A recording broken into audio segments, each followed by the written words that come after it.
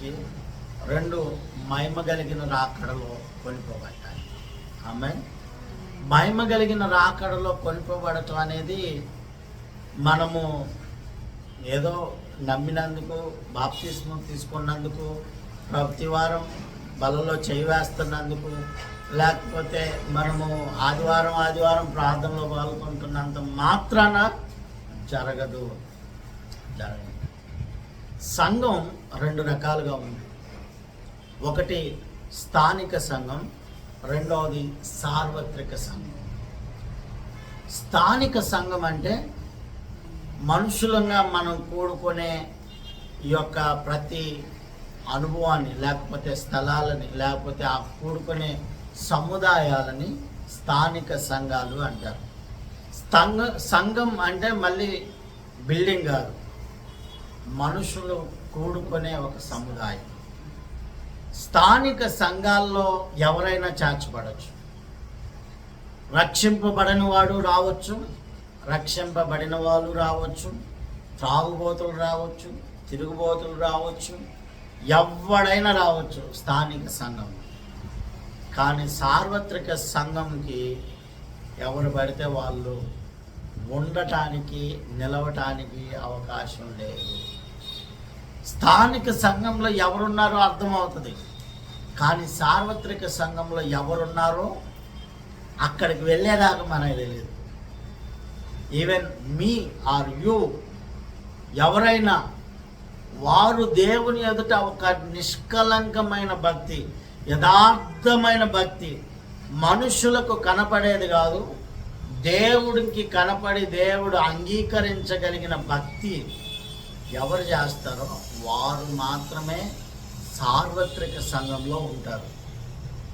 ఈ యొక్క సార్వత్రిక సంఘానికి మనుషులు రికమెండ్ చేస్తే అవ్వరు. మనుషులు రికమెండ్ చేస్తే అవ్వరు, కానీ పరిశుద్ధాత్ముడు రికమెండ్ చేస్తే మాత్రం అవుతారు. ఈనాడు స్థానిక సంఘాలలో పాష్ గారు మా ఊళ్ళేనండి వస్తున్నారు, పాష్ గారు కొంచెం వీళ్ళు ఇక్కడికి వస్తే ఇక్కడికి ఇచ్చే బాప్తిస్మం సర్టిఫికేట్ ద్వారా ఏదో ఉపయోగం ఉంటుంది. ఈనాడు స్థానిక సంఘాలలో వీటినే చూస్తున్నారు.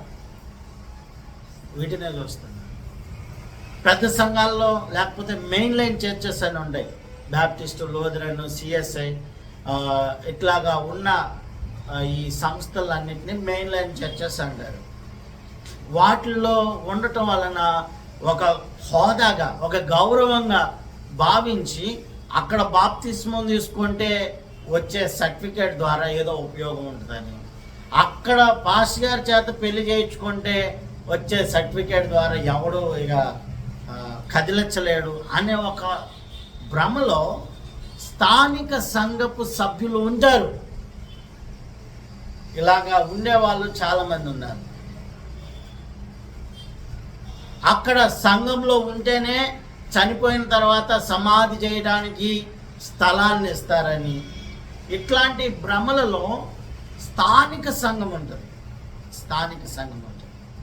కానీ సార్వత్రిక సంఘంలో ఎట్లాగా ఎవరైతే దేవుని ఆత్మ చేత నడిపింపబడతా, దేవుని ఆత్మ చేత నింపబడతా, దేవుని ఆత్మ కొరకు తమను తాము అప్పగించుకొని ప్రతిష్ఠించుకొని ఈ లోకంలో ఉన్న వ్యవహారాలు, ఈ లోకంలో ఉన్న ఆర్భాటాలు, ఈ లోకంలో ఉన్న ఏమంటారంటే డాన్సులు కావచ్చు, ఈ లోకంలో ఉన్న కోరికలు కావచ్చు, ఈ లోకంలో ఉన్న పద్ధతులు కావచ్చు, వాటిని వ్యవహరించకుండా తప్పించబడి ప్రతిష్ఠించుకొని త్యాగం చేసుకొని ఉంటారో వారు మాత్రమే సార్వత్రిక సంఘానికి అర్హులు.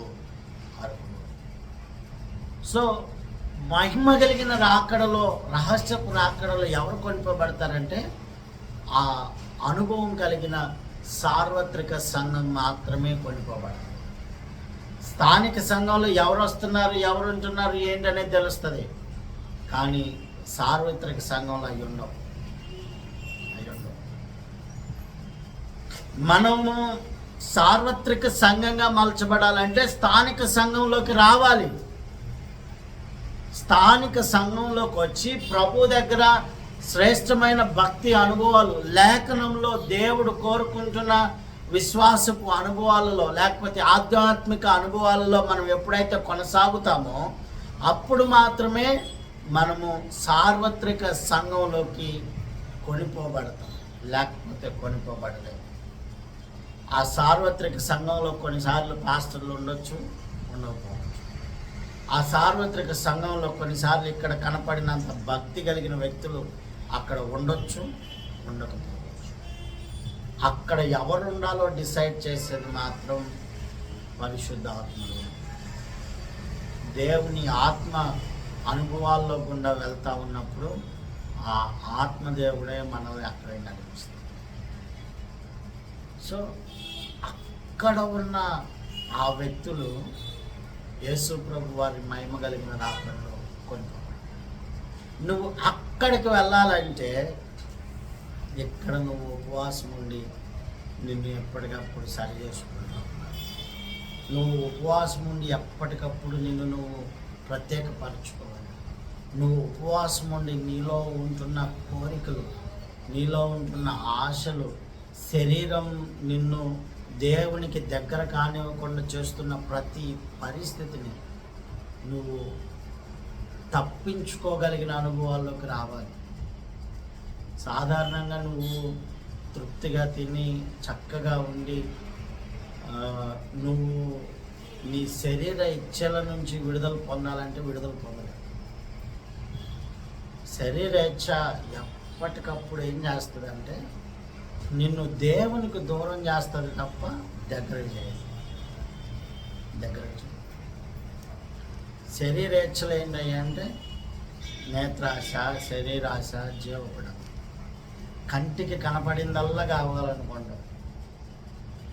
ఈ నగ చూసామా ఇది కావాలి, ఈ డ్రెస్ చూసామా ఇది కావాలి, ఈ యొక్క ఇల్లు చూసామా ఇలా కట్టాలి, ఈ హోదా చూసామా ఇట్లా వెళ్ళాలి.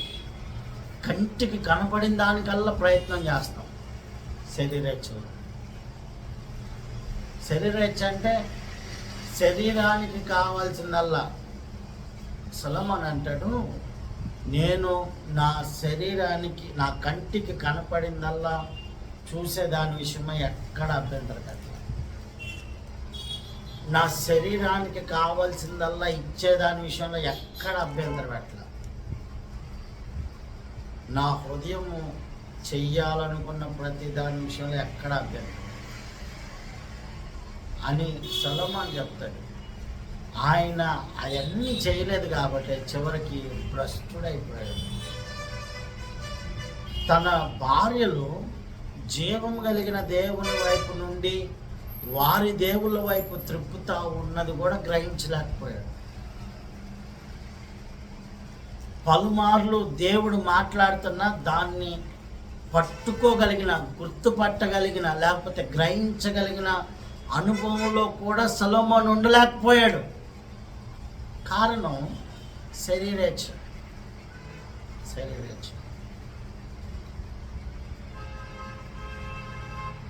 అదే దేవుని యొక్క మందిరం ఎంత ఆర్భాటంగా కట్టాడో మిగతా దేవుళ్ళ మందిరాలు కూడా కట్టడానికి ఏమాత్రం నిరాకరించలేదు. కారణం ఆయన శరీరేచ్ఛ ఆయన అట్లా నడిపింది.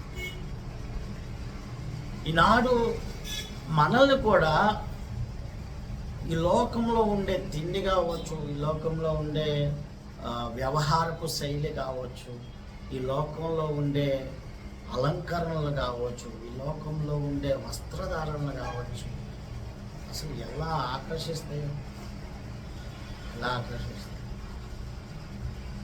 వీటి వలన మనము దేవుని రాజ్యంలోకి ప్రవేశించలేము. ఎందుకు బైబిల్ వస్త్రధారణ లిమిట్గా ఉండమని చెప్తుంది? ఎందుకు బైబిల్ అలంకరణ లిమిట్గా ఉండమని చెప్తుంది? ఎందుకు బైబిల్ నువ్వు ఎక్కువ తినటం కంటే నీ నోటికి కత్తి పెట్టుకోవటం నయం అని చెప్తుంది? ఎందుకు బైబిల్ కొన్ని విషయాలలో, మన యొక్క జీవన శైలి విషయాలలో హెచ్చరిస్తుంది అంటే మనము ఈ జీవన సంబంధమైన వ్యాపారాలలో పడిపోయి ఎక్కడ దేవునికి దూరం అవుతామో అనే విషయాన్ని దేవుడు ఆయన లేఖనం ద్వారా ఎప్పటికప్పుడు హెచ్చరిస్తానే ఉన్నాడు. కాబట్టి ఇప్పుడు ఈ సంగమా, నువ్వు ఈ లోకంలో